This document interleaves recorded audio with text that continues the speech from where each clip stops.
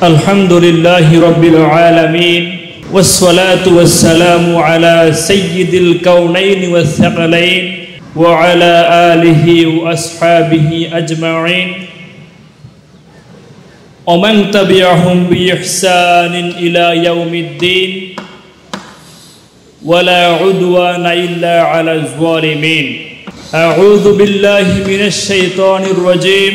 বিসমিল্লাহির রহমানির রহিম। والذين يقولون ربنا هب لنا من أزواجنا وذريتنا قرة أعين واجعلنا للمتقين إماما آمنت بالله। রাবা ideal creative মাদ্রাসা কর্তৃক আয়োজিত আজকের বার্ষিক সবক অনুষ্ঠান ও পুরস্কার বিতরণী অনুষ্ঠানে উপস্থিত অত্র মাদ্রাসার সম্মানিত অধ্যক্ষ, উপাধ্যক্ষ, শিক্ষক মণ্ডলী এবং আমার সামনে উপস্থিত সম্মানিত শিক্ষার্থী এবং অভিভাবক মণ্ডলী, আমি অতি সংক্ষিপ্ত সময়ের মধ্যে চক্ষু শীতলকারী সন্তান গঠনের জন্য ইসলাম কি ফর্মুলা দিয়েছে সে বিষয়ে কথা বলবার জন্য চেষ্টা করব। আল্লাহ তাআলা যেন তৌফিক দান করেন, সকলে পড়ছি আমিন। প্রথমে আমরা জানার জন্য চেষ্টা রাখব যে চক্ষু শীতলকারী সন্তান বলতে আমরা কি বুঝি। চক্ষু শীতলকারী সন্তান হচ্ছে ওই সন্তান যেই সন্তান নৈতিক, আদর্শবান এবং ধর্মীয় শিক্ষার মাধ্যমে সমাজের জন্য, পরিবারের জন্য গর্ব হবে। ওই সন্তানকেই ইসলাম বলছে যে সে হবে চক্ষু শীতলকারী সন্তান। এই চক্ষু শীতলকারী সন্তানের জন্য গার্ডিয়ানের বেশ কিছু কর্তব্য রয়েছে। মৌলিকভাবে আমরা 10টি কর্তব্যের কথা আপনাদের সাথে শেয়ার করব ইনশাআল্লাহ। গার্ডিয়ানের 1 নম্বর কাজ হচ্ছে সন্তানকে ইসলামী শিক্ষায় শিক্ষিত করা। ইসলামী শিক্ষায় শিক্ষিত করানোর জন্য ছোটবেলা থেকেই সন্তানের মধ্যে নৈতিকতা, আল্লাহভীতি এবং ইসলাম যেই কয়টি কাজের জন্য ইসলাম আদেশ করেছেন এবং যে কয়টি কাজের জন্য ইসলাম নিষেধ করেছেন প্রত্যেকটি কাজ সন্তানকে শেখানো। 2 নম্বর যে কাজ গার্ডিয়ানকে করতেই হবে তা হচ্ছে পরিবারের পরিবেশকে শান্তিময় রাখতে হবে, পরিবারের পরিবেশকে গুনাহমুক্ত রাখতে হবে। ইমাম শাফি রহমতুল্লাহ আলাই তার একজন উস্তাদ রয়েছে, তার নাম হচ্ছে ওয়াকি। ওয়াকিয়ের নিকটে গিয়ে বললেন, সাকাউতু ইলা ওয়াকি সুই হিফজি। ইমাম শাফি রহমতুল্লাহ আলাই তার উস্তাদের নিকটে গিয়ে তিনি তার দুর্বল স্মৃতিশক্তির বিষয়টা পেশ করলেন। তখন ইমাম শাফি রহমতুল্লাহ আলাইহি এর শিক্ষক তাকে বললেন, ফাউসানি ইলা তারকিল মাআসি, তোমাকে অবশ্যই গুনাহমুক্ত পরিবেশে থাকতে হবে, তোমাকে গুনাহ ত্যাগ করতে হবে। ফাইন্নাল ইলমা নূরুম মিন ইলাহিন, কারণ ইলম হচ্ছে নূর।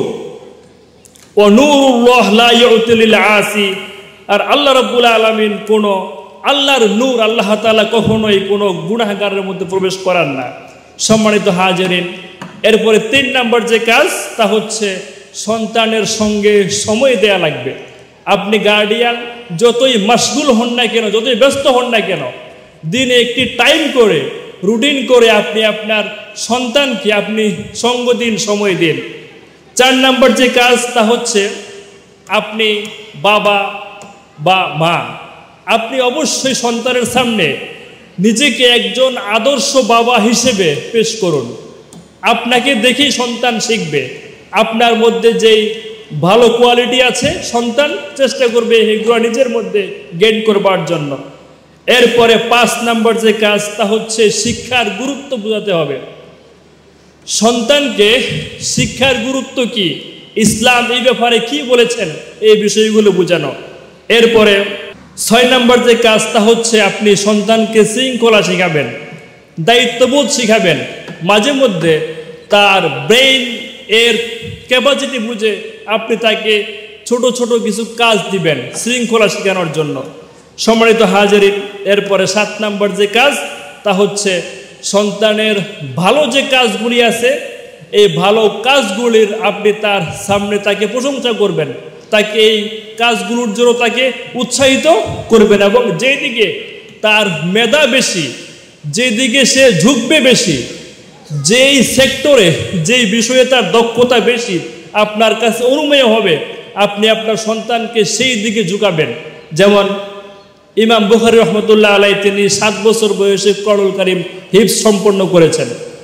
এরপরে 7 বছর থেকে নিয়ে 10 বছর পর্যন্ত তিনি এই সময়টার মধ্যে তিনি হিফজুল হাদিস, তিনি হাদিসকে হিফজের জন্য তিনি চেষ্টা করছেন। হঠাৎ করে মাঝখানে তিনি ইলমুল ফিক শিখার জন্য উদ্বুদ্ধ হলেন। তখন তার শিক্ষক ইমাম মুহাম্মদ আল হাসান বললেন যে ইযহাব ওয়াশতাগিল বিইলমিল হাদিস, যে ইমাম বুখারী তুমি ইলমুল ফিকহের দিকে না গিয়ে যেহেতু তোমার স্মৃতিশক্তি অনেক ভালো এবং তুমি হিফজুল হাদিস করতে পারো ভালো, অতএব তুমি ইলমুল হাদিসের দিকে তুমি অগ্রসর হও। এরপরে 8 নম্বর যে কাজ তা হচ্ছে ডিভাইসের ব্যবহারের মধ্যে অত্যন্ত ভারসাম্য নিয়ে আসতে হবে, কন্ট্রোল নিয়ে আসতে হবে। এরপরে হচ্ছে আমাদের 9 নম্বর যে কাজ তা হচ্ছে সন্তানকে সামাজিক দক্ষতা এবং দায় শিখাতে হবে। 10 নম্বর যে কাজ, সর্বশেষ কাজ তা হচ্ছে আপনি সন্তানের জন্য আল্লাহর কাছে দোয়া করতে হবে। যেমন আল্লাহ রাব্বুল আলামিন যে দোয়াটি বিশেষভাবে সূরা ফুরকানের মধ্যে শিখিয়ে দিয়েছেন, রব্বানা হাবলানা মিন আজওয়াজিনা ওয়া যুররিয়াতিনা কুররাতা আয়ুনিন ওয়াজআলনা লিল মুত্তাকিনা ইমামা। এই দোয়ার ইফেক্ট অনেক বেশি। অতএব আসুন গার্ডিয়ানের যে 10টি কাজের বিষয়ে আজ আমরা বললাম, যে আপনি আপনার সন্তানকে যদি চক্ষু শীতলকারী সন্তান হিসেবে দেখতে চান, অতএব আপনার উচিত হবে এই 10টি মৌলিক কাজ তাকে শেখানো এবং করানো। আল্লাহ রাব্বুল আলামিন আমাদের সকলকে চক্ষু শীতলকারী সন্তান দান করুন। সকলে পড়ছি আমিন। হাযা মা ইনদাল ইলমু ইনদাল্লাহ আলাইহি তাওয়াক্কালতু ওয়া ইলাইহি উনীব। আসসালামু আলাইকুম ওয়া রাহমাতুল্লাহি ওয়া বারাকাতুহু।